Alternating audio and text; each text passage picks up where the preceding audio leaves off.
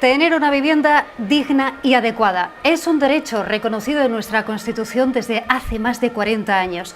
Sin embargo, la subida de los precios, la dificultad de los más jóvenes para independizarse, el aumento de los alquileres turísticos y de temporada han convertido a la vivienda en una emergencia social.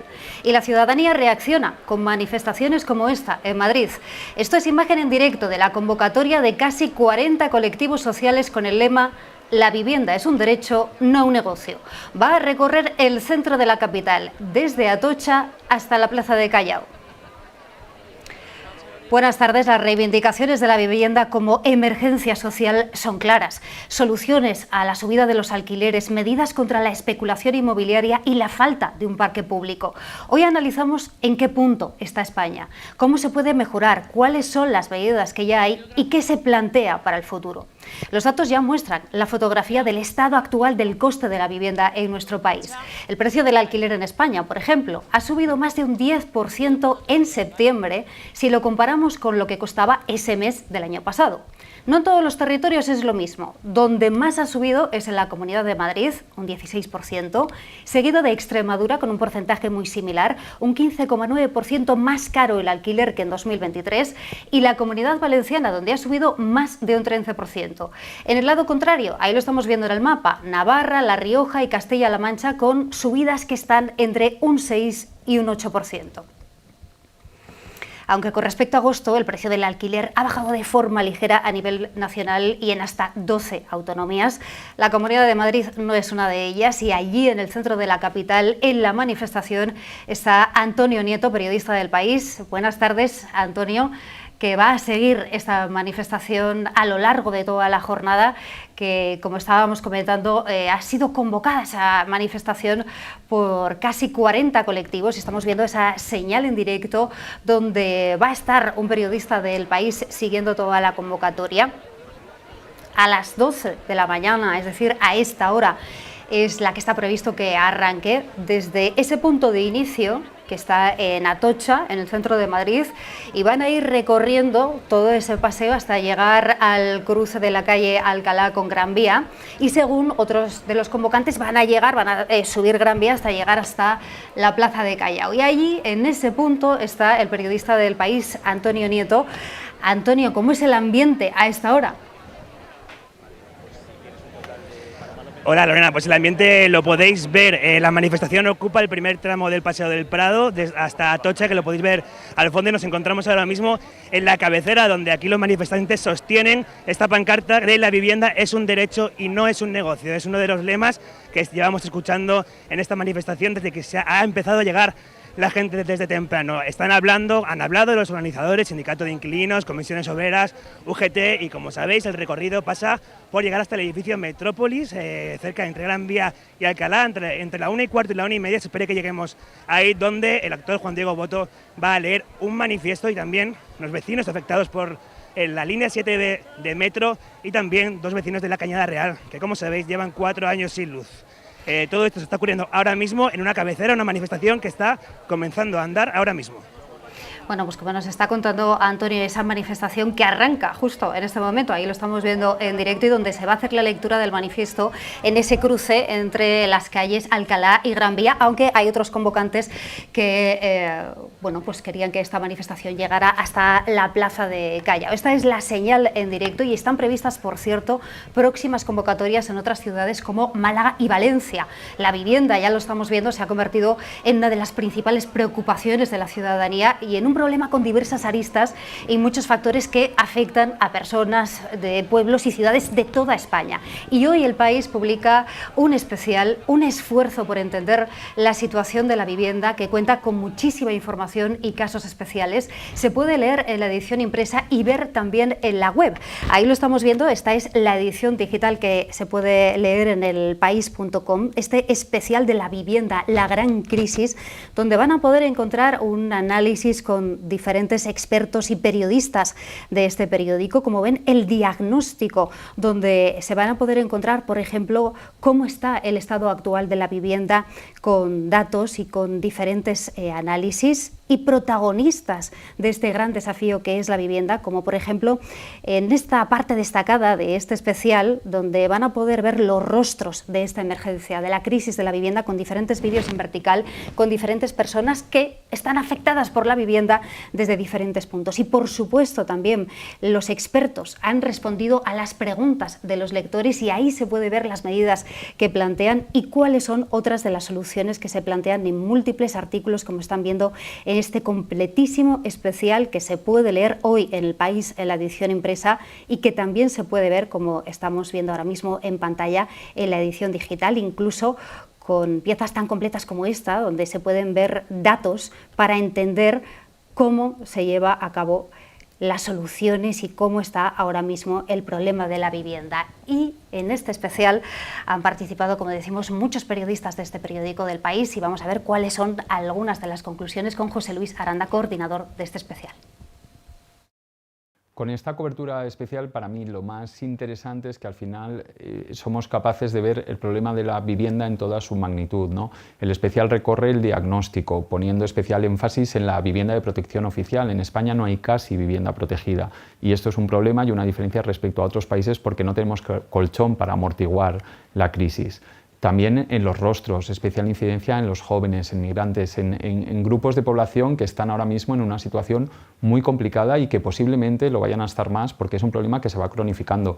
Y por último, las soluciones con los expertos, escuchar a quienes más saben de esto es fundamental, aprender para saber las cosas, pero también para poder seguir contándolas y seguir contándolas mejor si es posible. Y dentro de esto también hemos viajado, por ejemplo, a Viena para poner un ejemplo de un lugar donde el problema de la vivienda está relativamente resuelto precisamente porque tienen muchísima vivienda pública. Y luego pues esto lo hemos acompañado de otro tipo de piezas con las que buscamos también acompañar a los lectores, ¿no? Como por ejemplo sea el consultorio, un consultorio en el que la gente nos ha hecho sus preguntas, en el que hemos visto que hay muchísima inquietud y muchísimas dudas en torno a la vivienda y en el que tratamos de responder también con la ayuda de expertos de la mejor manera posible. Con esta cobertura especial, para mí lo más interesante es que al final somos capaces de ver el problema de la vivienda en toda su magnitud, ¿no? En la vivienda de protección oficial, en España no hay casi vivienda protegida y esto es un problema y una diferencia respecto a otros países porque no tenemos colchón para amortiguar la crisis. También en los rostros, especial incidencia en los En este caso concreto, ¿se ha contagiado a Barcelona esta gran convocatoria por la vivienda? Muy complicada y que posiblemente... Mira, en Barcelona para este domingo ya había prevista una manifestación contra la celebración de la Copa América, que pide que no vuelva a la ciudad. Y claro, entre los colectivos que la convocan, creo que son más de un centenar de entidades, figuran los sindicatos de inquilinas, se han llamado a acudir a la manifestación y está por ver hasta qué punto contagiados por Madrid tener protagonismo o no a la lucha por una vivienda digna en esta manifestación.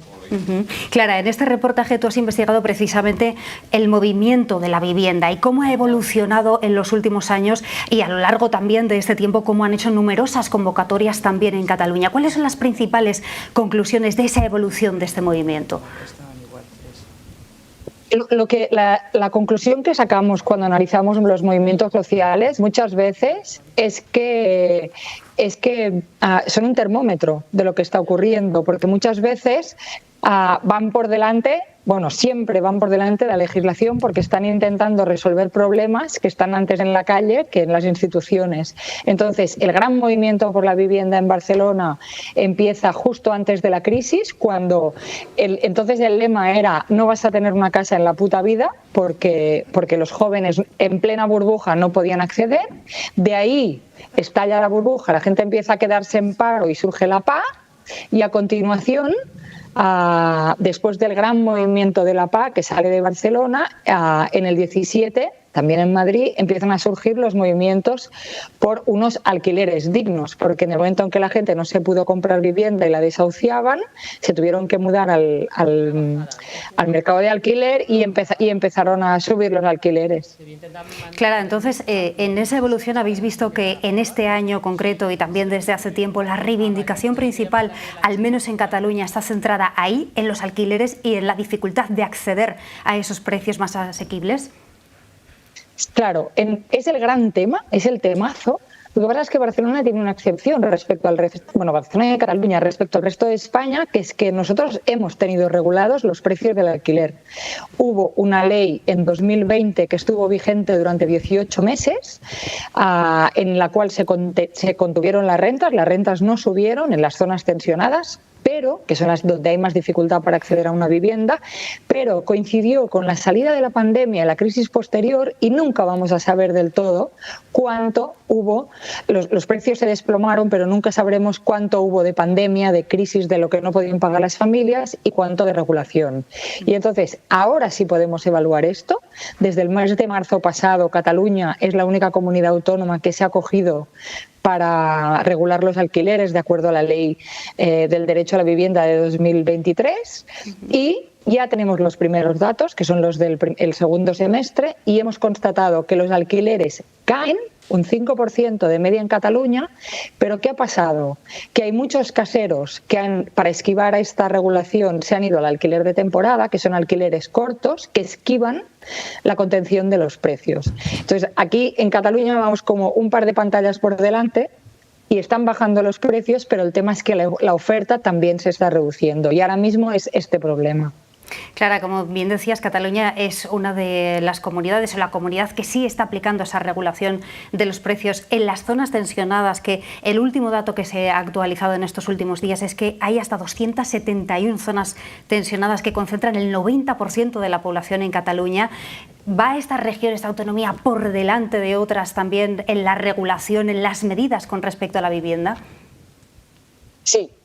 Cataluña ha sido pionera en legislación en materia de vivienda. Fijaros que en España la ley del derecho a la vivienda se aprueba el año pasado, en 2023, y Cataluña tiene una ley del derecho a la vivienda con el mismo nombre, que es del año 2007. Si os acordáis, era ese gobierno de la Generalitat, el tripartito de izquierdas, del PSC con Iniciativa y con Esquerra, y fueron ellos los que... Lo que pasa es que esta ley le han pasado dos cosas. Una es que no se ha acabado de desplegar nunca, porque estalló la crisis al cabo de 2 años. Y dos, que el gobierno de Convergencia, que gobernó posteriormente, eliminó algunos de los grandes preceptos de esta ley. Sin embargo, todavía está vigente, aunque recortada, y de hecho las políticas más progresistas que se han hecho en materia de vivienda salen, como por ejemplo Colau en Barcelona, o cuando la misma Convergencia previó multar a los pisos vacíos. Todo eso bebe de esa ley. Y además de todos estos datos y toda esta información que estáis incorporando en este reportaje especial que se publica hoy en El País, en los últimos días dabas también, Clara, un dato muy llamativo, y es que el 70% de los inquilinos de Madrid y Barcelona no van a poder ser propietarios, o al menos no confían en serlo, y por una razón, que no van a heredar.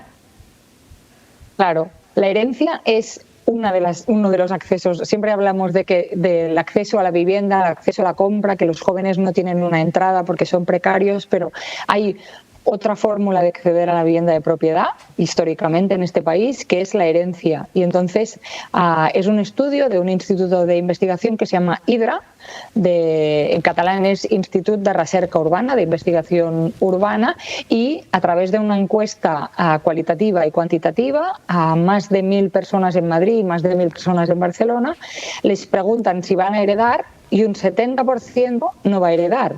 Y de este 70%, la mitad no van a heredar solos, porque deben tener hermanos, o heredarán propiedades que no están en su ciudad, con lo cual las posibilidades de ser propietarios se reducen drásticamente. Y además en este estudio creo, Clara, que se habla sobre la diferencia entre ser propietario y ser inquilino. ¿Se dice en ese estudio, se informa de alguna manera de cómo ser inquilino profundiza en las desigualdades económicas? Eso está clarísimo, porque en el momento en que el pago de la vivienda es el principal gasto de una familia, cada vez que van subiendo los alquileres o las hipotecas, esa familia dispone de menos renta. Lo podríamos decir de una forma más directa, que es que el precio de la vivienda, en el momento en que sube, empobrece a las familias porque es su principal gasto. Y esa es la gran diferencia entre ser propietario y ser inquilino, además de la inestabilidad que ahora mismo está suponiendo el mercado del alquiler. Hablabas antes también de ese plano más político y las medidas que se ponen en marcha desde los parlamentos, en este caso el Parlamento de Cataluña, para solucionar o para hacer frente al gran desafío de la vivienda. Ahora mismo ese bloque de investidura con esos 68 apoyos justos del PSC, Esquerra y los Comuns, ¿está cohesionado en torno a este tema central que es la vivienda?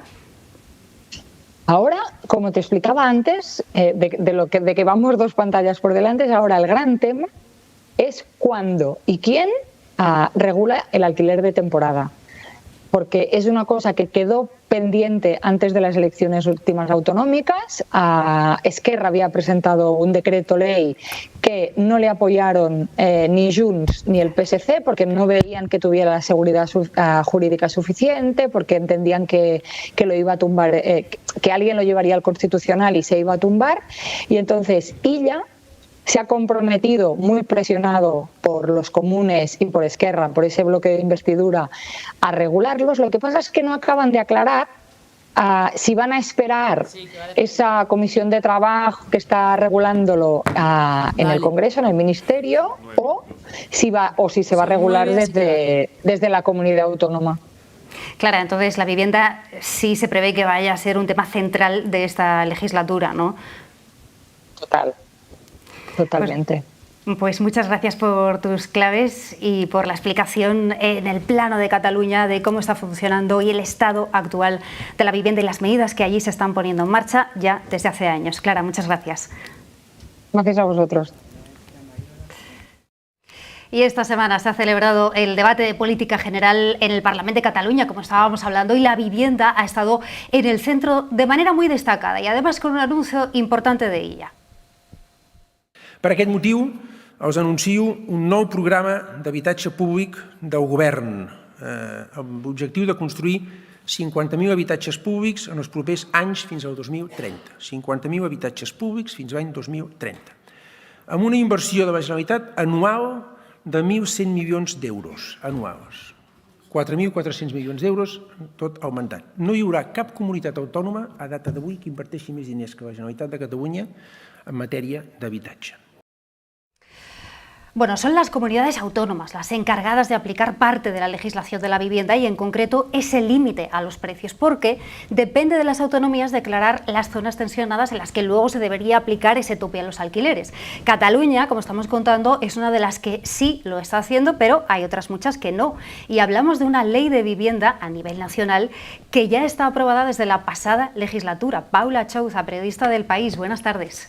Hola, muy buenas tardes. ¿Cuáles son ahora mismo las sensaciones dentro de la coalición con el funcionamiento de esta ley de vivienda que ya se aprobó, como estábamos diciendo, en la legislatura pasada y que estamos viendo que hay comunidades autónomas que no la están poniendo en práctica?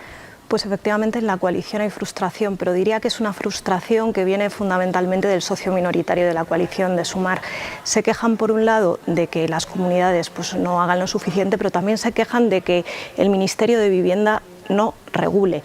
Y sobre las comunidades se pone el foco efectivamente en las 11 comunidades del PP, pero ellos se quejan de que tampoco las del PSOE estén aplicando la ley de vivienda. Más allá de Cataluña, donde la ley efectivamente ya está vigente desde antes de que se aprobase la ley estatal. De hecho, la ley estatal vino a dar como cobertura legal a la ley que se aplicaba en Cataluña. Pues más allá de Cataluña, ni Asturias ni, por ejemplo, Navarra aplican actualmente la ley de vivienda, aunque están dispuestos a regular los precios, dicen, si es necesario, pero por ejemplo en Castilla-La Mancha están muy lejos de hacerlo. Entonces hay malestar efectivamente con que las comunidades no la apliquen, pero también con que el PSOE a través del Ministerio no tome, dicen ellos, medidas más valientes. Creen que el PSOE no está a la altura de lo que la sociedad está demandando actualmente y critican mucho pues, la actuación del Ministerio de Isabel Rodríguez. Por ejemplo, hace 3 semanas fueron muy cuestionadas las palabras de la ministra cuando apeló a la solidaridad de los caseros para bajar los precios. Salió en tromba Sumar a criticar esto, hubo dirigentes de Izquierda Unida que incluso pidieron su dimisión y después ella pues cambió el discurso, se abrió a condicionar, por ejemplo, las ayudas estatales de vivienda a que las comunidades aplicasen la ley. Pero ¿qué pasó? Después llegó la conferencia sectorial con todos los presidentes autonómicos del PP alineados contra la ministra y ella volvió a cambiar el discurso y habló de premiar a las comunidades autónomas que sí aplicasen la ley. Y sobre esas diferencias que estás comentando, Paula, lo reconocía la propia Yolanda Díaz en una entrevista con la directora de este periódico del País, Pepa Bueno, y hablaba con normalidad, además, de esas discrepancias. La vamos a escuchar. Yo creo que el Partido Socialista y Sumar compartimos el diagnóstico sobre la vivienda. El problema es que no compartimos las soluciones. Uno de los principales problemas de España hoy se llama vivienda y hay que resolverlo. Hay que hacer lo mismo que hemos hecho con la reforma laboral. Un diálogo, un acuerdo de país, un acuerdo de país con todas las comunidades autónomas y con la FEM. ¿Usted cree que en este momento es posible un acuerdo con las comunidades gobernadas por el Partido Popular en materia de vivienda? Me está diciendo que no está intentando la parte socialista del Gobierno. Yo lo que digo que esto es lo que hay que hacer. Paula, son diferencias, como estamos escuchando, que no se esconden, que se hablan de manera abierta. Esos puntos donde chocan de manera especial son reconducibles y hay posibilidad de que se pueda llegar a un acuerdo ya no solo con otros sectores sociales de la sociedad, sino entre los propios socios de la coalición, entre el PSOE y Sumar. Son reconducibles, este ha sido siempre el caballo de batalla dentro de la coalición, el tema y las políticas que han separado históricamente a los socios. Se tardó toda una legislatura en aprobar la ley anterior, la ley de vivienda. Se empezó a negociar con el Ministerio de José Luis Ábalos, que salió de Transportes en 2021 y acabó aprobándose con Raquel Sánchez en 2023 y a las puertas de las elecciones autonómicas y municipales.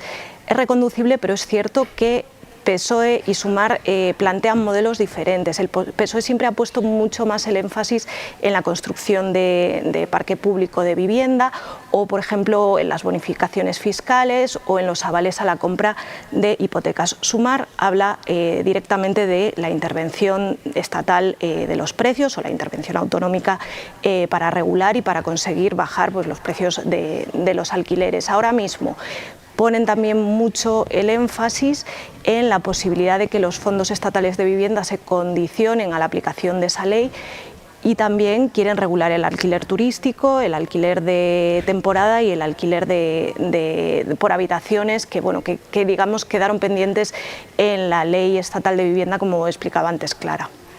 Paula, dabas ahora también una pincelada que es clave. Esta es una ley, la ley de vivienda de la legislatura pasada, que costó muchísimo sacar adelante. Fueron muchos meses de negociación. ¿Eso se sigue quizás arrastrando a día de hoy? No fueron solo meses, fueron años. Hasta en 2 ocasiones los presupuestos, su desbloqueo entre los socios se condicionó a que precisamente el PSOE se comprometiera a desarrollar esta ley que estaba incluida ya en el acuerdo de coalición firmado al inicio de la legislatura con Unidas Podemos. Fue una ley que peleó mucho la secretaria general de Podemos, Ione Belarra, pero es una ley que efectivamente se ha demostrado ineficaz por la negativa de las comunidades a aplicarla siendo una competencia autonómica.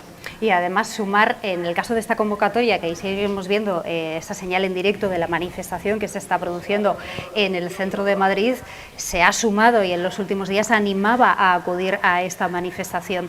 En las próximas semanas o en los próximos meses hay una estrategia también por parte de Sumar para seguir presionando al Partido Socialista en este ámbito. Sí, por un lado es verdad que Sumar ha apoyado mucho esta manifestación, también Podemos y todos los partidos incluidos en la la coalición Sumar, pero es verdad que han insistido también en que los partidos no deben instrumentalizar la manifestación precisamente para hacer que la protesta y las reivindicaciones pues tomen fuerza. Sobre la estrategia de las próximas semanas y los próximos meses, Sumar quiere hacer de la cuestión de la vivienda un tema central en los próximos presupuestos generales del Estado. Han presentado un ambicioso paquete de medidas, algunas las estábamos comentando. Otra de las fundamentales, por ejemplo, es el prohibir de manera temporal la compra de vivienda que no sea para residencia habitual o destinada a un alquiler asequible en las zonas tensionadas.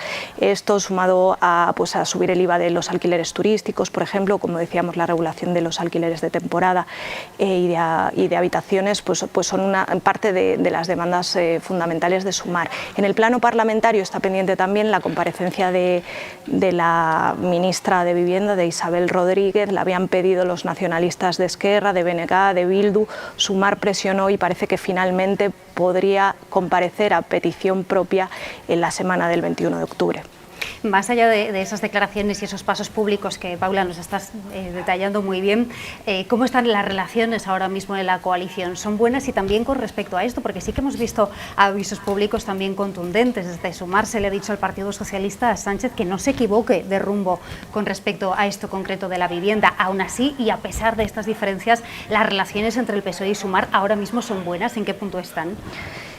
Ha habido bastantes discrepancias a lo largo de este primer año de legislatura, pero a ellos les gusta llamarlos discrepancias pactadas en algunos casos.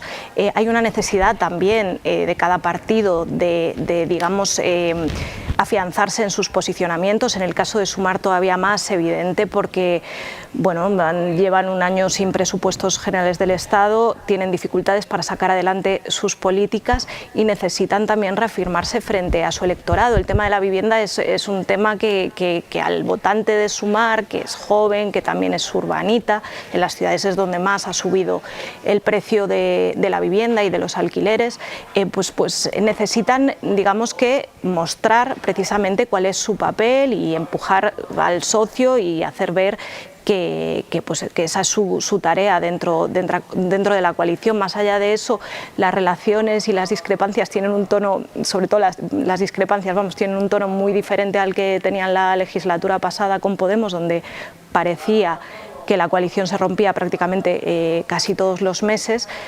Pero la relación va, a pesar de que en Sumar tienen la sensación de que el PSOE quiere una legislatura de consolidación y ellos quieren avanzar en el programa que propusieron cuando se presentaron a las elecciones generales. Paula, gracias por ayudarnos a entender el plano político del que es, sin duda, uno de los desafíos de esta legislatura. Gracias. Gracias a vosotros.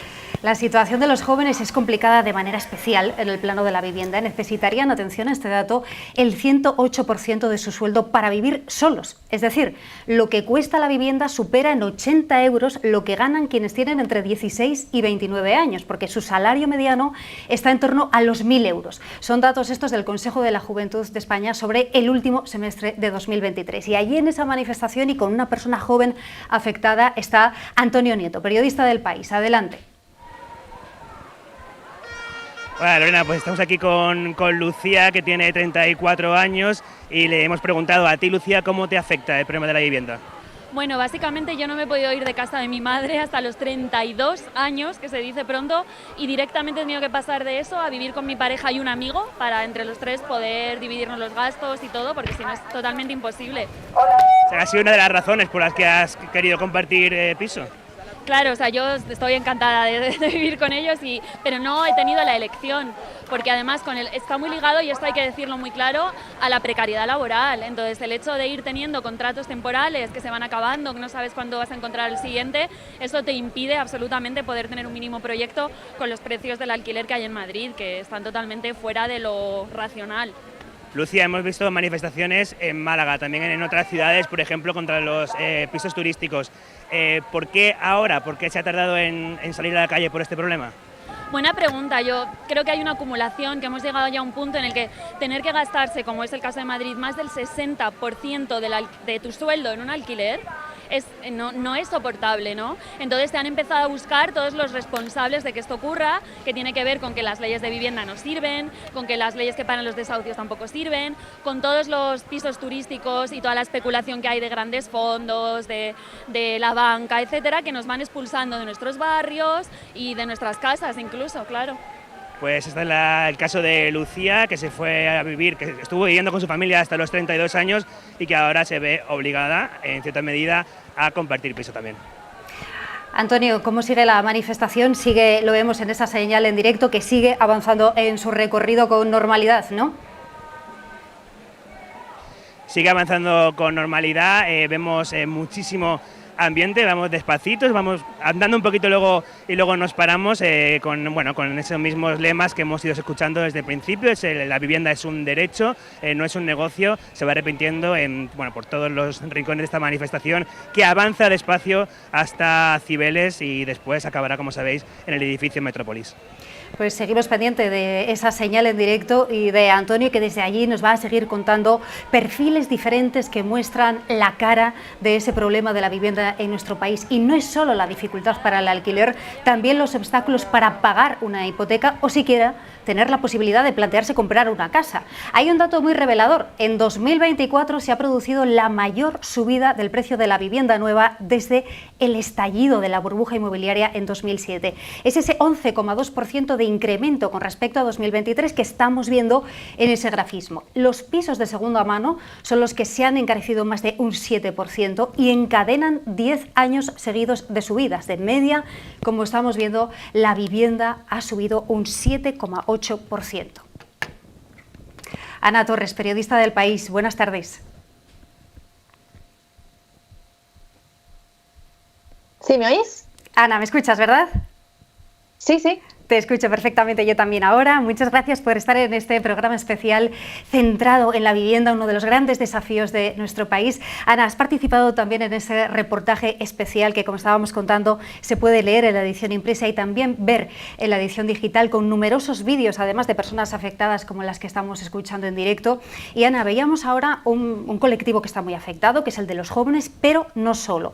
Y tú para este especial has hablado con diferentes personas mayores de 50 años. Tienes dos casos concretos, vamos por partes, porque creo que hay una persona que vive en una casa sin ascensor, que está buscando una alternativa. ¿Y cuál es la situación ahora mismo? Sí, pues a ver, esta persona, pues no llega a los 50 años, ella tiene una casa en propiedad, ¿no?, que es un dato curioso, pero tiene una casa en propiedad que es un cuarto sin ascensor. Entonces, ella está sola en Madrid, no tiene familia, y digamos, se ha adelantado a la vejez, ¿no? Y ha dicho, bueno, me voy a ir haciendo mayor y necesito pensar en cómo va a ser mi futuro, ¿no? También con la incertidumbre de cómo funcionan en España las residencias, pues ella preferiría poder... Y el problema que tiene es que no está consiguiendo vender esa vivienda y con lo que consigue, digamos, por esa vivienda, comprar una con ascensor. Entonces ella está muy preocupada porque cree que no va a encontrar una solución para envejecer en paz. Y ella lo único que dice es, bueno, yo creo que tengo derecho, ¿no?, a poder vivir en Madrid en una casa que esté preparada pues para cuando yo tenga 80, 90 años, si me rompo la cadera o me rompo una pierna, poder ser autónoma y poder bajar a hacer la compra, ¿no? No depender de nadie. Entonces ella estaba realmente preocupada con este tema.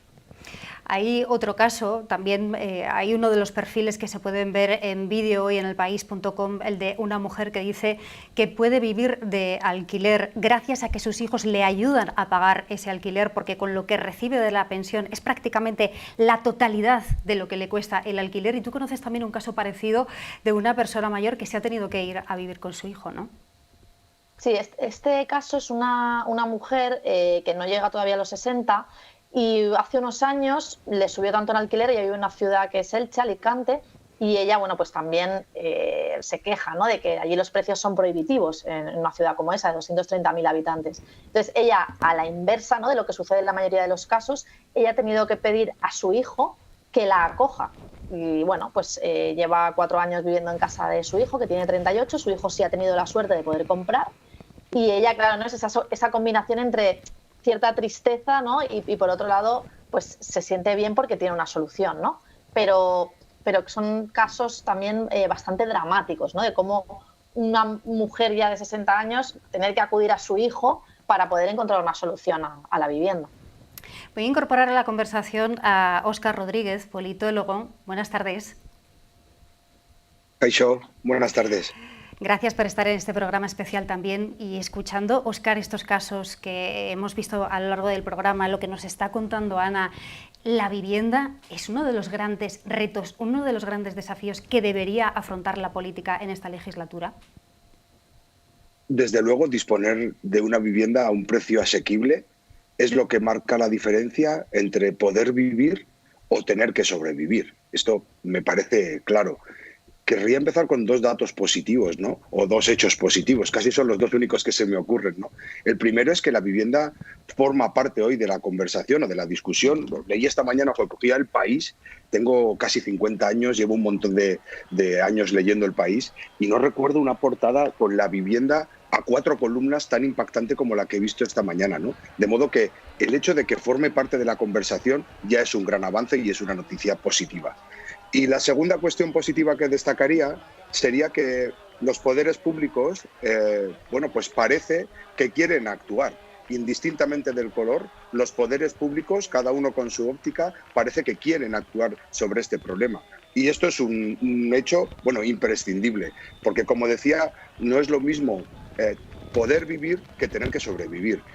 Hay un 20% de la población, 1 de cada 5 personas que vive en España, que está en el umbral de la pobreza. Es gente que encadena diferentes trabajos en precario. No pensemos en gente que vive de paguitas, como gusta decir algunas formaciones, ¿no? Es gente que encadena trabajos precarios, que no puede dar de comer a sus hijos 2 veces a la semana carne o pescado, que no puede irse una semana de vacaciones al año y que, sin embargo, paga religiosamente su hipoteca o su alquiler y las pasa canutas. Y esto, más allá de la gente que está en riesgo de exclusión social o en el umbral de la pobreza, está afectando a clases medias, está afectando a personas que tienen salarios más que dignos, pero que se les va en la vivienda en la mitad de su salario. Por tanto, no sé si es una emergencia social, no sé cómo habría que describir una emergencia social, pero esto se parece a una emergencia social. Y lo estabas diciendo, está en el debate. Ahora mismo estamos viendo la señal en directo de la manifestación que se está produciendo en Madrid, pero es un problema que trasciende y que afecta a todas las comunidades autónomas de nuestro país. Decías, está en el foco, pero ¿ves diferencias de avance entre distintas comunidades autónomas y, sobre todo, si es fácil que se llegue a un acuerdo, teniendo en cuenta que ya hay una ley de vivienda y que hay muchas comunidades autónomas que no la están aplicando con respecto, por ejemplo, al tope del alquiler? Óscar. La ley y otras leyes, pero la ley es estatal, la competencia es autonómica y los ayuntamientos tienen los suelos. De modo que o hay un acuerdo interinstitucional o no habrá avances. Y por otro lado, más allá de las instituciones y los partidos políticos, hay que implicar a los agentes sociales, a los promotores.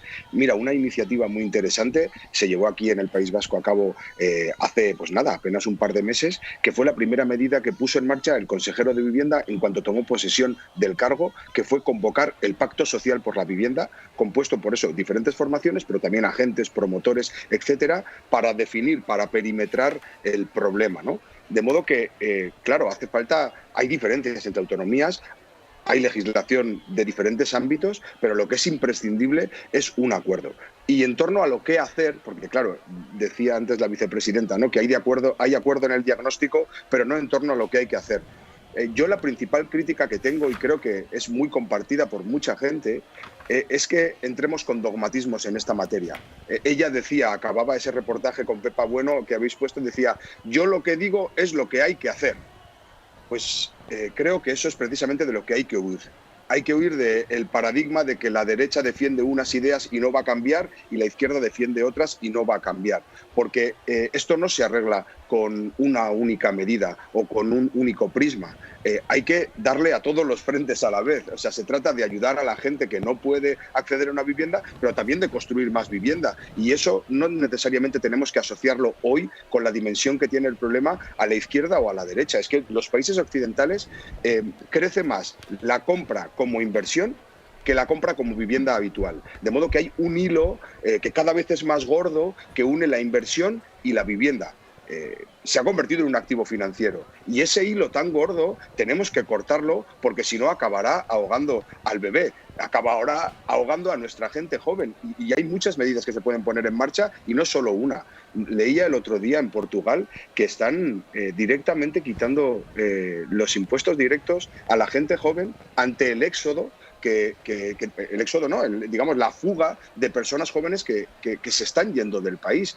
Igual aquí estamos muy centrados en dar ayudas. Bueno, igual dar ayuda no es lo más pertinente, no lo sé, cada caso requerirá de sus medidas, ¿no? Pero lo que creo que tendríamos que hacer es huir de ese debate maniqueo entre la izquierda y la derecha, de modo que sea imposible ponernos de acuerdo, porque estamos ante un problemón que está hipotecando nuestro futuro como sociedad, no solo el de la gente joven. Y sobre este problema, que ya lo estábamos diciendo, hay una ley, Ana, nos explicaba nuestra compañera Clara Blanchard desde Barcelona esta mañana, que una vez que hay una ley que establece unos topes para el alquiler, lo que estaban haciendo algunos propietarios es dejar de ofrecer ese alquiler permanente o de largo plazo y empezar a ofrecer el alquiler temporal para no tener que poner ese límite a los precios del alquiler. Y aquí entra también, en el caso de los jóvenes, Ana, esa posibilidad de plantearse o siquiera poder pensar en llegar a comprar una casa, y además tú creo que lo has vivido de manera personal. Sí, a ver, yo como muchas otras personas jóvenes, ¿no?, en la Comunidad de Madrid lo estoy viendo realmente complicado, ¿no? O sea, yo ya estoy pagando un alquiler muy elevado hasta el punto que dices, vale, tiene más sentido que compre, ¿no? Pero me encuentro situaciones muy rocambolescas y muy desesperantes, como por ejemplo, pues inmobiliarias, ¿no?, que eso me pasó el otro día, te enseñan un piso y tú les dices, bueno, perfecto, me interesa el piso, pero evidentemente necesito una semana, que es el plazo que tardas con el banco, para que venga el tasador y bueno, ¿no?, y te dé el ok de que esa casa vale el precio que te están diciendo y que el banco te avala y vas para adelante con la hipoteca. Pues no. Entonces el agente inmobiliario me dijo que eso no era posible, que las casas que se están vendiendo ahora en Madrid, los propietarios quieren compradores que paguen al contado, no quieren esperar 7 días para poder, digamos, cumplir con el proceso que te recomienda el banco y además necesario, que es la tasación, ¿no? Y entonces la tasación al final es un proceso que tarda 7 días. Entonces, claro, al final tú te sientes tan indefenso y dices, claro, es que estoy luchando, o sea, me estoy dando de bruces contra una situación que no se va a resolver, porque claro, tú no le puedes imponer por ahora a un propietario en qué condiciones tiene que vender la vivienda. Entonces, si él quiere un comprador que pague al contado y no quiere esperar 7 días, ¿qué puedes hacer tú? ¿No? Pues es lo que te decía, al final llega un momento que dices, bueno, creo que voy a dejar pasar un poco de tiempo, voy a olvidarme de este tema porque es una frustración constante, ¿no? Y yo, por ejemplo, tengo suerte porque yo no estoy en una situación de emergencia, no es que me echen de mi casa, o sea, para nada. Simplemente que haces cuentas y no te sale rentable seguir pagando estas cantidades de alquiler, ¿no? Pero sí creo que es una situación, como comentaba Óscar, que roza la emergencia social, sí lo creo, porque hay muchísima gente, ¿no?, que está en situaciones muy complejas y creo que sí necesitamos un respaldo por parte de las instituciones, porque si no, la compra de la vivienda se convierte en imposible, ¿no?, en comunidades como esta. Y sin duda, como decías, hay muchas personas que están en situaciones de emergencia. La ley de vivienda, por ejemplo, tiene un apartado que está dedicado en concreto a los desahucios, establece sistemas de arbitraje que no se pueden hacer sin una fecha y una hora determinada, pero estos son los últimos datos que ha publicado el Consejo General del Poder Judicial esta misma semana. Los desahucios han crecido un 7,8% en el segundo trimestre de este año hasta llegar a los 7.850. Óscar, lo decías tú antes, hay que dar más pasos y además es un acuerdo que tiene que ser amplio, no solo desde la política, ¿no?, que incluya a todos los sectores sociales.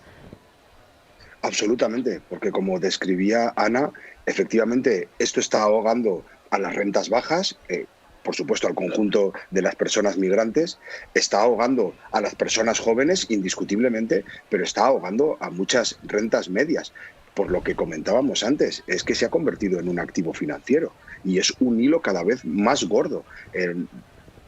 El ejemplo que contaba Ana sobre sí misma, pues es así de sencillo y así de claro de explicar. Oye, alguien invierte en una vivienda para ganar dinero con ella, especulando con ella, el mercado se lo permite y por tanto esto imposibilita cada vez más a cada vez más gente a comprar, a acceder, a alquilar una vivienda a un precio asequible y lo que está haciendo es agrandar la brecha social que ya tenemos en España, donde, como decía antes, 1 de cada 5 personas las pasa canutas, está en el umbral, rozando el umbral de la pobreza.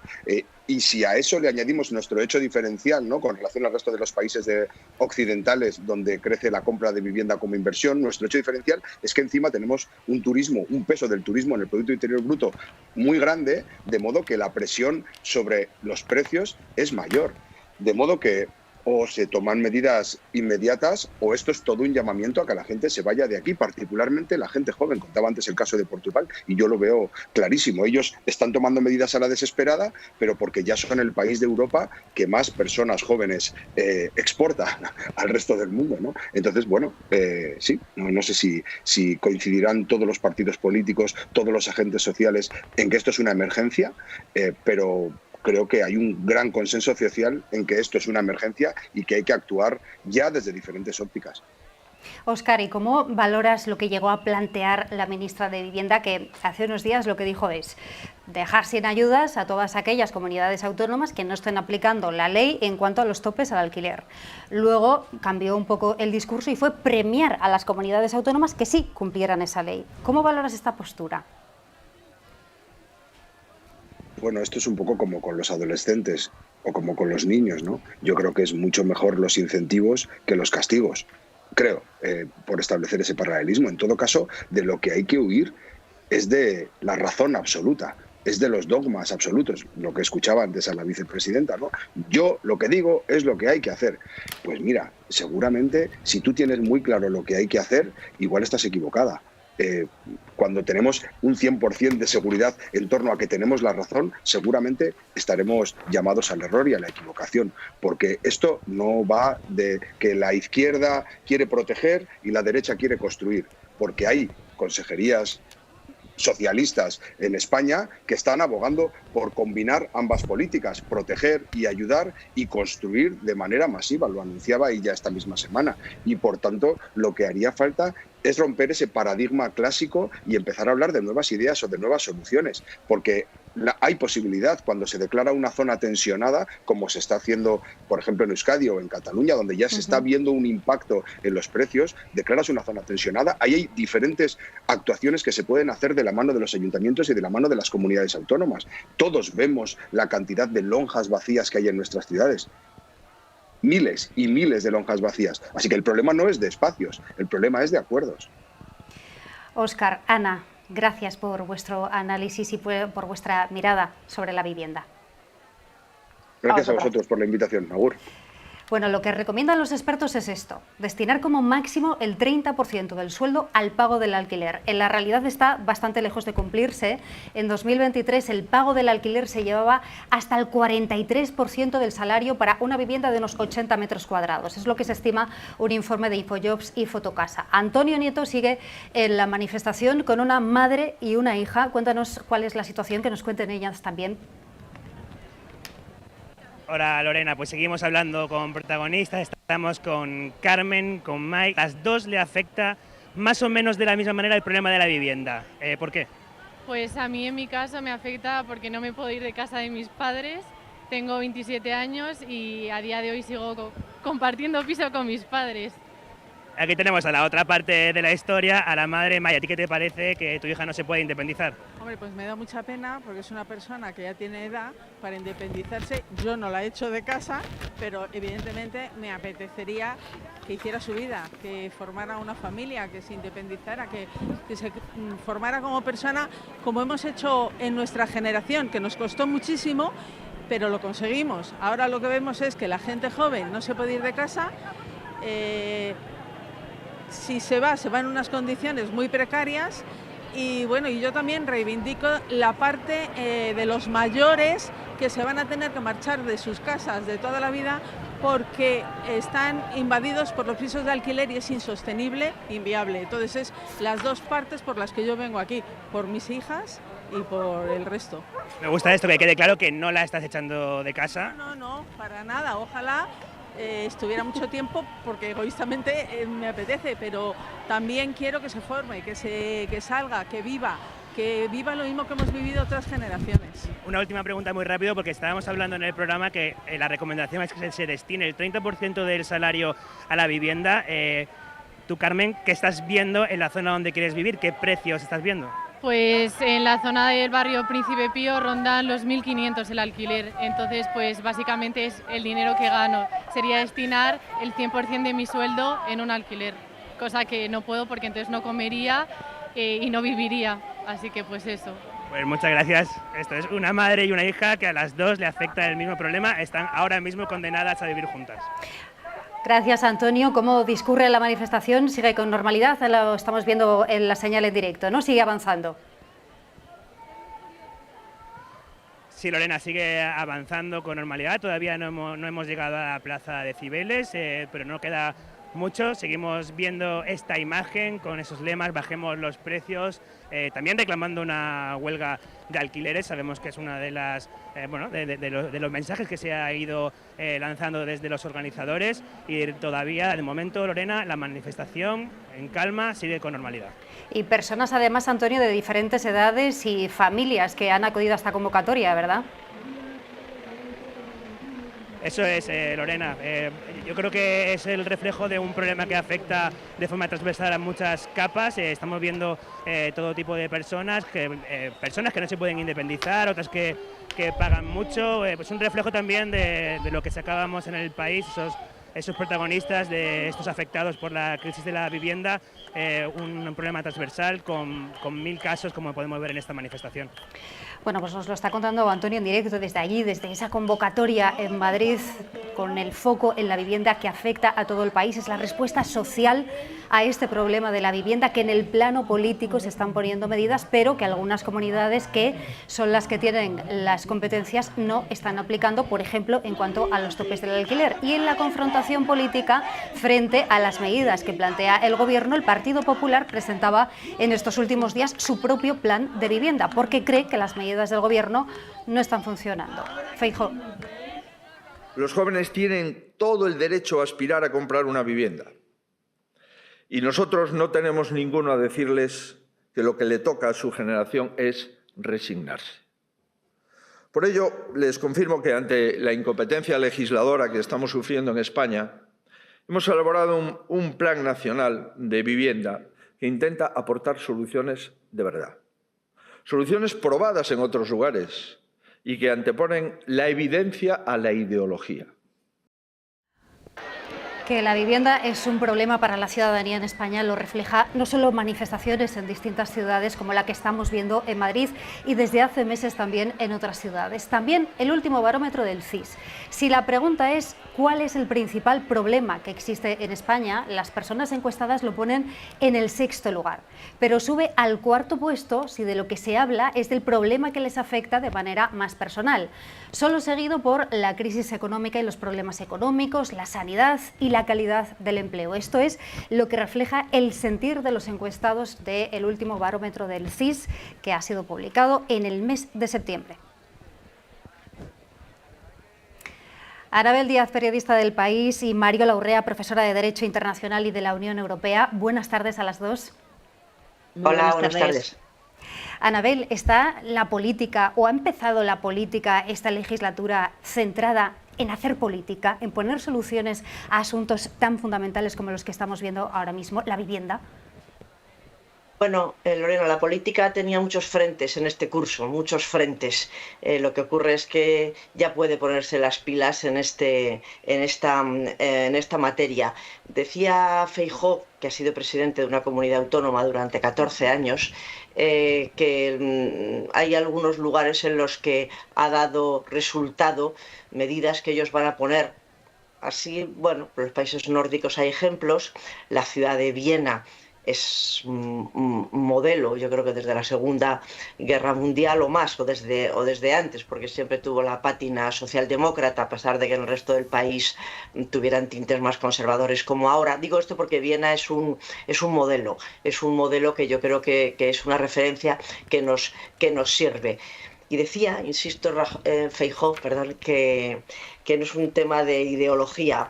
Efectivamente, ideología ha sido un tema de mercado en las últimas décadas. nada de ideología, no creo que se refiriera a que se ha hecho unas políticas izquierdistas tremendas y que esto ha asumido a que los precios estén como estén y sobre todo a que no se haya construido vivienda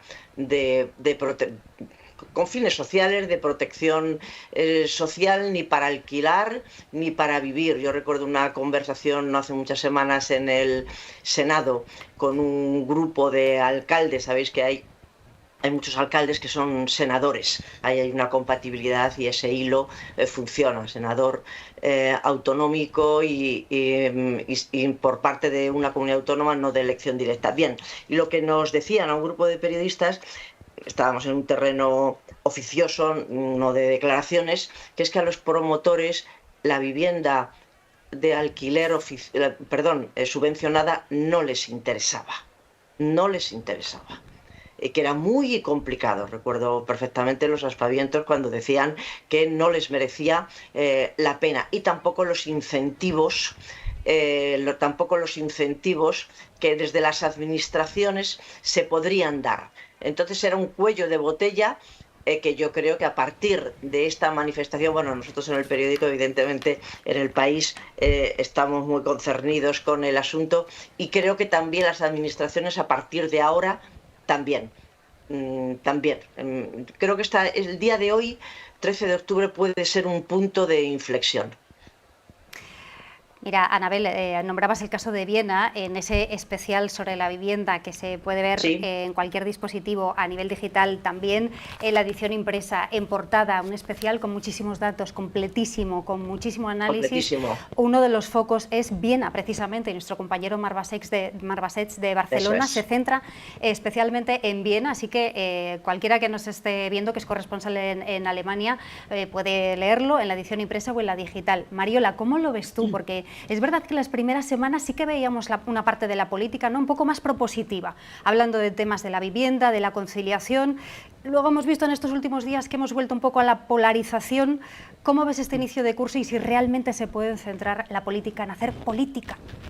Veo un inicio del curso muy intenso, condicionado por una legislatura que es compleja porque la aritmética parlamentaria es endiablada. Depende también la estabilidad de la política de demasiados congresos de partidos políticos, y por lo tanto hay elementos de pura gestión orgánica de los partidos políticos que condicionan un poco el foco de atención acerca de cómo organizar la agenda y darle prioridad a los temas que la sociedad está reivindicando y llevarlo a la sede de discusión política, que es el Parlamento, sea el nacional o los parlamentos autonómicos. Pero más allá de todo este enjambre político que dificulta a veces que la atención esté en los temas que socialmente hay una claridad de ideas acerca de cuáles nos preocupan, la vivienda, hoy decía Anabel, 13 de octubre puede ser un antes y un después. Yo también lo percibo así. La sociedad está clamando a los políticos que centren todos sus esfuerzos y alineen toda su capacidad para poder lograr acuerdos en un problema de orden nacional. Es una amenaza a la propia estabilidad social, es una amenaza a lo que es la configuración de las vidas personales de jóvenes y no tan jóvenes. Y Lorena, si me permite, sí que me gustaría hacer una llamada de atención en mi condición de profesora de Derecho de la Unión Europea acerca de cómo el Derecho de la Unión Europea también tiene cosas que decir y por lo tanto le tenemos que prestar bastante atención cuando tomemos decisiones en materia de vivienda. ¿Y cuáles son las claves, Mariola, de ese Derecho de la Unión Europea? ¿Qué dice con respecto a esto? Pues mira, dice dos cosas que son relevantes, muy sintéticamente. La primera, el artículo 345 del Tratado de Funcionamiento de la Unión Europea dice que los tratados no prejuzgan el régimen de propiedad que exista en los Estados miembros. Esto implica cierta libertad de actuación, un amplio margen de actuación para los Estados miembros. Pero también dice otras cosas el tratado. Dice que hay que preservar el funcionamiento del mercado interior y de la libre circulación de los factores productivos. Uno de los factores es los capitales. Y hemos estado diciendo que la vivienda se ha convertido en un activo financiero y hemos estado diciendo también, por tanto, que los muebles, los bienes inmuebles aparecen en uno de los anexos cuando se regula la libre circulación de capitales. Todo esto, que parece muy complejo, se puede resumir de manera sencilla en una pregunta. ¿Podrían los parlamentos autonómicos, por ejemplo de Islas Baleares, como ha ocurrido, o de Canarias, como ha ocurrido también, pero como podría ocurrir en el caso de Madrid, limitar la adquisición de viviendas a no residentes? Porque esto es una de las causas donde hay diagnóstico claro acerca de que la adquisición de bienes inmuebles por no residentes en España es una causa de incremento sustancial del precio de la vivienda. Esto lo dice claramente, lo apunta claramente hoy el editorial del País. No es la única causa, pero es una. Y la pregunta es, ¿cómo abordamos esto? ¿Podemos limitar? Bueno, pues el derecho de la Unión Europea nos pone algunas pautas y de manera absoluta no podemos hacer una actuación en este sentido, ¿no? Entonces hay que vincular claramente la vivienda con un elemento de interés general y hay que apuntar a medidas legislativas de orden proporcionado para que el Tribunal de Justicia, que se ha pronunciado ya en otras actuaciones, por ejemplo, en el Tirol, por ejemplo, en Salzburgo, por ejemplo, en la región de Flandes en Bélgica, por ejemplo,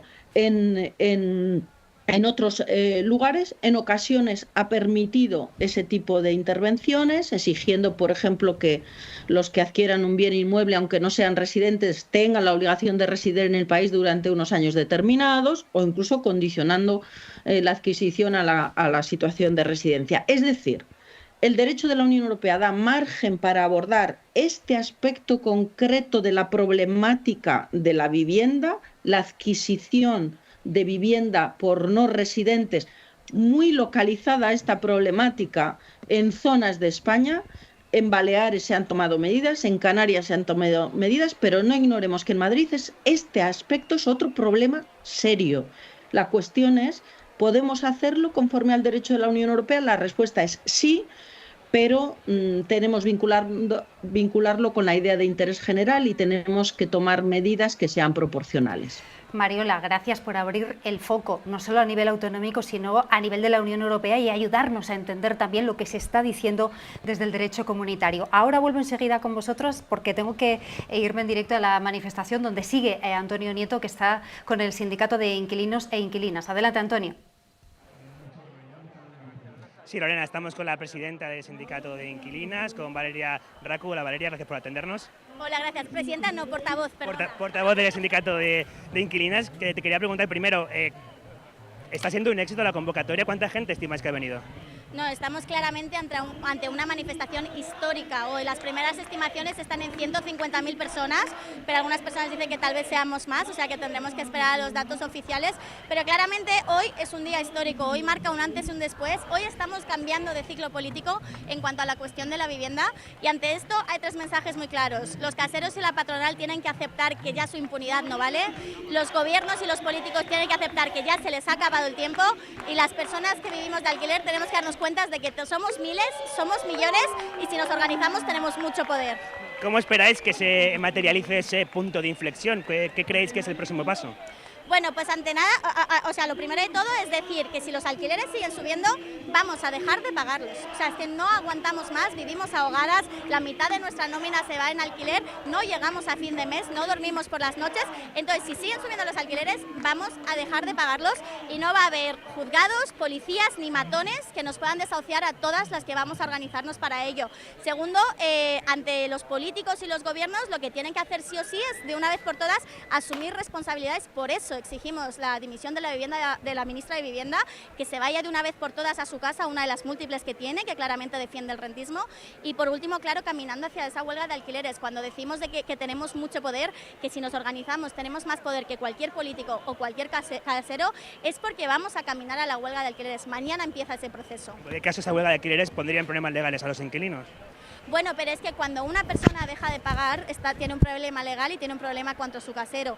Cuando miles de personas, decenas de miles de personas dejamos de pagar, ya no es impago, es una huelga de alquiler. Claramente la huelga de alquiler a día de hoy en España es ilegal, pero esto va a ser una huelga legítima, porque tenemos que transformar la vivienda, tiene que pasar de ser el principal problema del país al principal conflicto del país. Desde siempre las leyes injustas se han ganado y se han desobedecido civilmente y organizadamente, y eso es precisamente lo que vamos a hacer. Estamos hartas de sostener este sistema rentista parasitario e ilegítimo y no aguantamos más, así que nos hemos dado cuenta que lo sostenemos nosotras, con nuestro trabajo, con nuestro esfuerzo, con nuestro salario todos los meses, y no vamos a dejar que nos ninguneen más. Valeria Racu, portavoz del sindicato de Inclina, gracias por atendernos. Lorena, son las palabras de uno de los organizadores que han estado montando esta protesta este 13 de octubre por el derecho a la vivienda. Gracias, Antonio. Anabel, ¿crees que es fácil ese cambio de ciclo político que decía la portavoz del sindicato de inquilinas, que la política escucha o va a escuchar lo que está pasando en el plano social y que se puede trasladar de alguna manera en presión al plano político? Sí. Bueno, lo tienen que hacer, porque yo no sé si estas movilizaciones, estos movimientos dará votos, y no sé a quién. No sé a quién puede dar votos. Desde luego, quitar votos y quita. Dar no sé si da, pero quitar seguro que quita, y normalmente a quien tiene más responsabilidades, y ese es otro debate que no sé si el foco se pone mucho en la administración central y se deja, para beneficio suyo, se deja libre de toda culpa, de todo pecado, a las administraciones autonómicas y hasta las municipales. Yo creo que es tiempo, hay anuncios y anuncios del propio presidente del gobierno, de la ministra de Vivienda, a la que esta portavoz de inquilinos pide la dimisión inmediata. Hay actuaciones en comunidades autónomas, como hemos dicho. La verdad que los ejemplos se nos acaban casi. Estamos viendo Cataluña y el País Vasco, sí, y en otros no sé si hay muchos más ejemplos con medidas concretas y anunciadas con claridad. Creo que los demás van rezagados, pero seguro que se ponen las pilas, dado que este movimiento toma avisos de tener una entidad importante, sobre todo, si me permite, Lorena, porque también estaban languidecientes y están recuperándose los movimientos vecinales, que eran unos movimientos que estaban bastante, no sé si desaparecidos, pero desde luego durmientes, con lo cual es un movimiento serio. Lo que ocurre es que construir viviendas lleva tiempo, es un proceso largo, por mucho que quieran acelerarse. Es un proceso largo, estamos hablando de 24 meses, de 36 meses, y ahora ya se pueden tomar, yo creo que algunas medidas, desde luego en el alquiler. Y yo creo que desde el punto de vista del derecho, ya que se están predicando y que este es el momento, ya lo llevamos escuchando varios días en nuestro periódico En El País, lo estamos contando, que estos movimientos quieren hacer una huelga de alquileres. La huelga es absolutamente legítima. La portavoz de los inquilinos, por eso yo creo que Mariola, que sabe muchísimo de derecho, del comunitario y de todos, y de derecho, es interesante lo que ha dicho la portavoz no será ilegal, pero es legítimo. Esa distinción tiene mucha enjundia, lo que ha dicho esta joven, y bueno, yo creo que ahí tendríamos, estoy segura, desde El País vamos a contar todo lo que ocurra, pero seguro que no vamos a llamar a la huelga de alquileres y que la gente no pague el alquiler. Seguro que eso no lo vamos a hacer, pero cuidado con los poderes públicos. Tómenselo en serio. Este movimiento es hondo, sentido y con mucha razón de ser en muchas medidas. Otra cosa es quizá las manifestaciones, que como se quiera hacer, quizá habrá que matizar actuaciones, pero los poderes públicos tienen la palabra y la tienen que coger ya. Mariola, adelante. Justo iba a preguntarte si querías añadir algo. Adelante. Sí, quería añadir que la preocupación social por la vivienda es un elemento transversal y que puede aglutinar y puede alinear esfuerzos en torno, en ocasiones, a cantos de sirena. Entonces, creo que los políticos deben de ser lo suficientemente sutiles como para subirse a esta preocupación y a la vez lo suficientemente inteligentes y también racionales para plantear el diagnóstico del problema, que más o menos está claro y es compartido, y las opciones posibles en relación con las soluciones realistas. Yo no sé si sé de derecho o no, pero sé que no amo la revolución, que es a lo que en el fondo nos invitan algunas, y desde luego jamás creo que la respuesta va a estar a la vivienda en llamados a los impagos en alquiler y pretender acusar a la ministra de Vivienda de rentista para pedir a continuación su dimisión. Creo que la cuestión de la vivienda es un problema social, es una realidad de enorme complejidad, como apuntaba Anabel, y creo que esto tiene que estar en manos de personas con la cabeza muy fría y también, obviamente, con capacidad para movilizar los consensos necesarios para aportar las soluciones, porque la sociedad no va a esperar a la resolución de los problemas. Y si la política no hace la vida de las personas mejor, habrá quien aproveche esta cima para llamar a la revolución. Y algunos elementos que hemos escuchado suenan mucho a revolucionario, que puede resultar atractivo, pero las revoluciones ya sabemos normalmente dónde nos llevan. Y vamos a escuchar, que la mencionabais también en vuestras intervenciones, a la ministra de Vivienda, Isabel Rodríguez, en los últimos días, cómo lanzaba este mensaje de ley de vivienda ya hay. Lo que hace falta es aplicarla. Vamos a escucharla.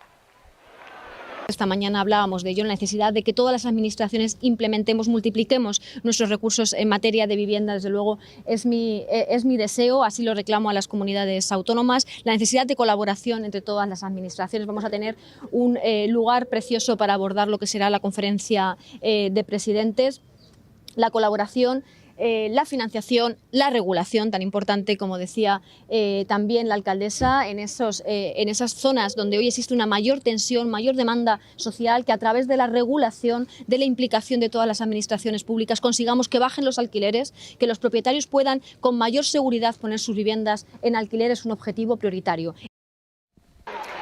Mariola, ¿crees que falta también pedagogía sobre las competencias? ¿Pasa también o ha pasado en otros ámbitos, como por ejemplo la sanidad? Ahora lo estamos viendo también con la vivienda. La ley es estatal, las competencias las tienen las comunidades autónomas. ¿Crees que falta también hacer esta pedagogía y que la ciudadanía lo entienda? ¿Dónde están las competencias y quién tiene las responsabilidades de llevar a cabo esas medidas?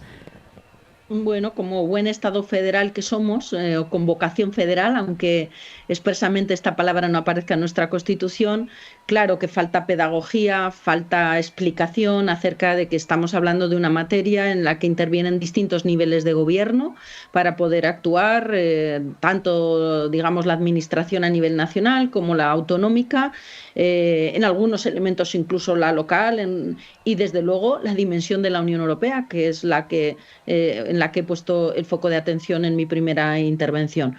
Esta idea de gobierno multinivel en el que opera España en materias concretas como esta, lo que pone de manifiesto es una realidad, que es que ninguna administración tiene la fuerza por sí sola para poder imponer ninguna solución sin contar con otros niveles de gobierno. Y aquí es donde la vivienda les tensiona a los políticos al máximo, porque les exige cooperar y les exige alinear posiciones. Es muy interesante la convocatoria de la conferencia de presidentes, no porque la conferencia de presidentes vaya a aportar soluciones, pero sí va a visualizar la necesidad de que los dos niveles de gobierno, el nacional y el autonómico, se sienten a una mesa y discutan y reflexionen sobre la cuestión de la vivienda. Faltaría por añadir esa otra dimensión del elemento de la Unión Europea. Decías, ¿falta pedagogía? Bueno, falta pedagogía y falta también, ¿cómo diría yo?, práctica federal en un Estado que somos federales. Esa práctica federal es la que tensiona la acción política de los políticos. Los ciudadanos puede que tengamos dificultades de comprender lo que es un Estado federal, pero a veces los políticos dan prueba de no haber tenido entrenamiento suficiente en lo que es la práctica de la política en federal. Anabel, ¿cómo lo ves tú? Porque hemos visto también en estos días a distintas administraciones y también entre las distintas presidencias de las comunidades autónomas cómo se acusaban unas a otras de estar detrás, de ser el problema de esta situación. Sí, enlaza directamente con lo que dice Mariola de la práctica federal, que podría tener sinónimos en cogobernanza, que sí se utilizó esa expresión con el COVID, de la manera de afrontarlo.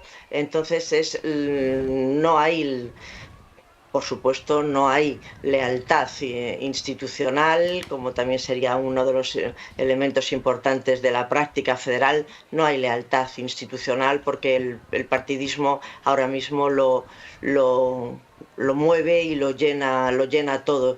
Y imaginaos que cuando hace ya, quizá 3 meses, el gobierno anunció que la conferencia de presidentes iba a ser de vivienda, desde la oposición prácticamente se lo tomaron casi como una forma de escapismo, como si ahora ya no lo dirían.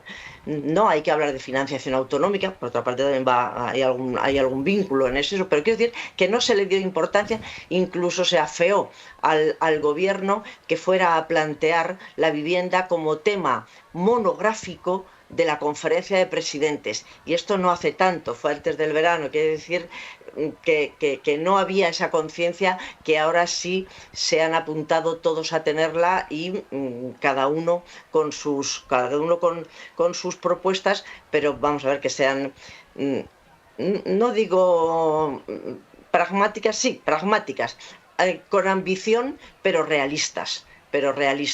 Y teniendo en cuenta que no todo el problema es múltiple. Estamos en las grandes ciudades con los pisos turísticos, que ya es una manera de hacer trampa, por supuesto, con esa calificación, y el forcejeo de algunas comunidades autónomas de que no quieren acabar con ello. Entonces, ese gran consenso nacional, esa manera de actuar, como dice Mariola, con esa práctica federal, es la que hace falta. Yo no sé si llegados a este punto habrá una mínima discusión razonable.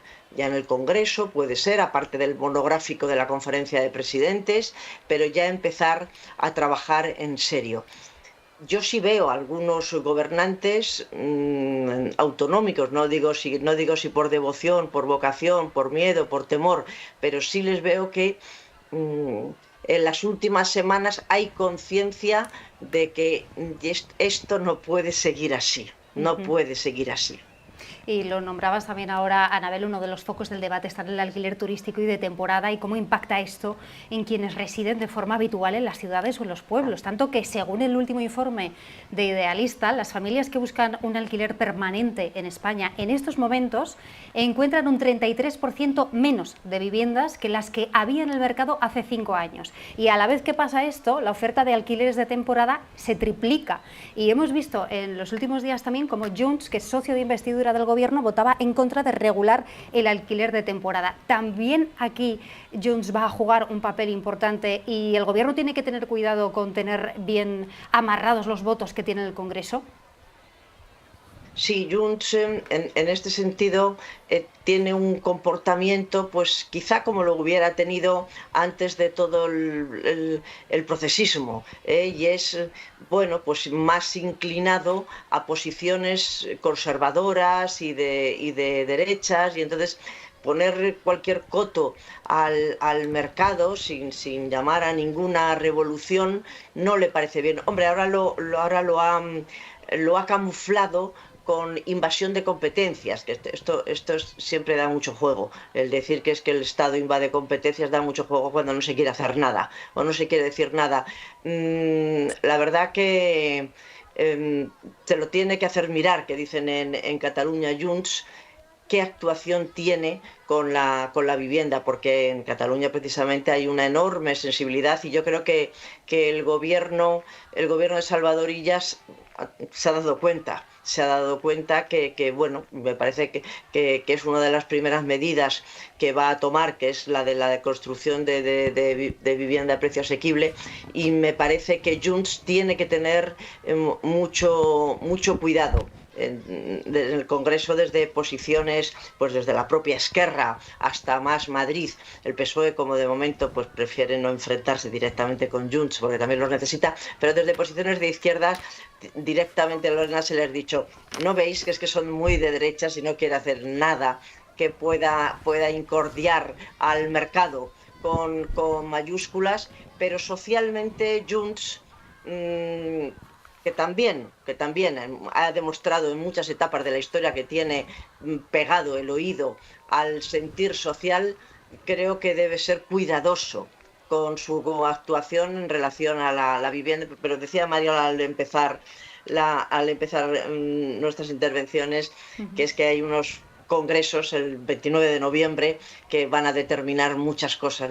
Después quizá las cosas estén un poco más claras. No solo los liderazgos, sino también las estrategias de estos partidos que son clave para el gobierno. Mariola, la última pregunta. No sé si como profesora de Derecho ves muchas veces diferencias o caminos que van por separado o en paralelo, no lo sé, entre la presión que hace la sociedad y luego cómo se traslada esto también al plano político y al plano del derecho. Muchas veces va por delante la sociedad, o en este caso no, y simplemente si hay una legislación, ahora nos hablabas del plano de la Unión Europea, pero que falta darle más empuje.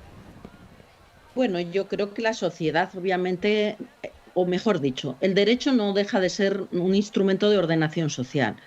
Y obviamente la sociedad es la que empuja las reformas o las innovaciones jurídicas para que ese instrumento de ordenación social se acomode mejor al momento que vive esa sociedad, a las preocupaciones de esa sociedad, a las motivaciones que tiene esa sociedad.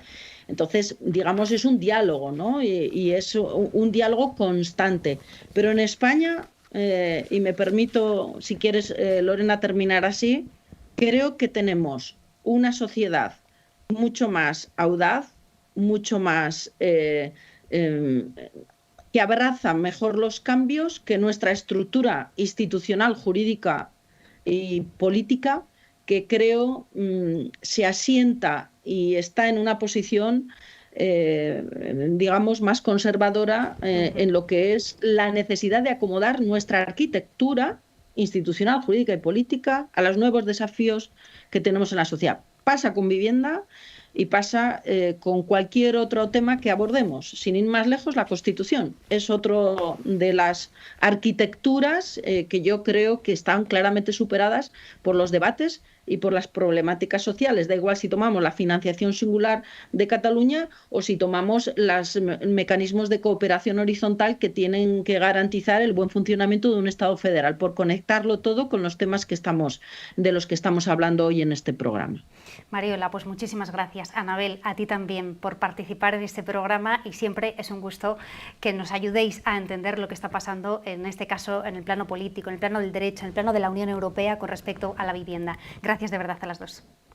Un gusto, buen domingo. Gracias, buen domingo. Y nos vamos otra vez en directo a la manifestación que continúa en el centro de Madrid y donde sigue Antonio Nieto, periodista del País. Adelante, Antonio. Lorena, pues seguimos aquí en la manifestación. Hemos hablado con varios protagonistas que tienen problemas de acceso a la vivienda, jóvenes que tienen que seguir viviendo con su familia, gente que busca, es todo muy caro. Y tenemos otro caso más, el de Irene Nadal, que está aquí conmigo y que también le ha afectado la vivienda en un caso muy especial. Cuéntalo. Sí, yo estuve compartiendo piso durante viviendo sola durante 5 o 6 años. Y el tema de la vivienda se convirtió en algo que era inaguantable a nivel económico y también al final a nivel mental y psicológico, y tuve que volver a empezar a compartir piso. Y ahora desde hace 3 años, 2 años y medio, estoy compartiendo piso de nuevo a mis 31 años porque era inaguantable el poder vivir sola como persona independiente con su trabajo y con su sueldo. ¿Se siente eso como un paso atrás? ¿Cuál es tu sensación, ¿no?, al hecho de tener que volver a compartir piso después de haber podido vivir sola, que supongo que es lo que al final todos queremos? Sí, se siente un poco como si fuera un paso atrás e incluso una decepción para ti misma, ¿no? Al final te das cuenta de que no es una decepción para ti misma, sino que es un problema de sistema. Y por eso estamos también aquí, ¿no? Porque te das cuenta de que cuando empiezas a hablar con la gente que te rodea, pues te das cuenta de que no eres tú sola, ¿no? Hay otras personas que están, bueno, lo estamos viendo, estamos igual. Si miramos un poco al corto plazo en el futuro, ¿esperas que puedas volver a vivir sola pronto, que la situación va a mejorar, a empeorar? ¿Eres optimista? La verdad es que no, y creo que también por eso estamos aquí hoy, ¿no? Es como, creo que tiene que haber un cambio estructural. Y mientras eso no pase, es que la situación es muy difícil que cambie. Yo me gustaría volver a vivir sola, pero creo que no va a ser posible a no ser que viva con una pareja o que los gastos se puedan compartir. Pero ahora mismo, si los alquileres siguen en ese precio, es muy difícil que volvamos a poder independizarnos con nuestra edad. Porque te hago la última, es también esa subida de los alquileres no ha ido acompañada de una subida de salario, que es una de las cosas que estamos hablando. Para nada, creo que es una de las medidas que se deberían tomar, ¿no? Ves otros países y no es para nada así, pero claro, yo por ejemplo soy autónoma, soy periodista y es muy difícil mantenerse como freelance en una ciudad como Madrid con esos alquileres, ¿no? Ahora mismo yo pago casi 500 euros compartiendo con otras 3 personas en un piso enano. Entonces, lo veo complicado. Pues muchas gracias, Irene. Otra de las historias, compartiendo, decía, en un piso pequeño por 500 euros y ese paso atrás que ha dado de vivir sola a tener que compartir piso. Gracias, Antonio, por todos los perfiles y por trasladarnos lo que está ocurriendo en directo desde Madrid en esa manifestación por una vivienda digna y adecuada, que recordamos es un derecho que recoge la Constitución desde hace más de 40 años. La subida de los alquileres, la posibilidad siquiera de acceder a una hipoteca, la falta de viviendas y de un parque público es lo que está haciendo que se convoquen manifestaciones no solo en Madrid, sino también en otras ciudades que hay previstas para las próximas semanas. Terminamos con esa imagen en directo de la manifestación en Madrid por esa vivienda digna y en contra de la subida de los precios de los alquileres. Gracias por seguirnos y os recuerdo que podéis disfrutar de ese especial de la vivienda en El País, no solo en la web, sino también en la edición impresa, con datos, análisis y perfiles de personas afectadas por el gran desafío de la vivienda. Gracias.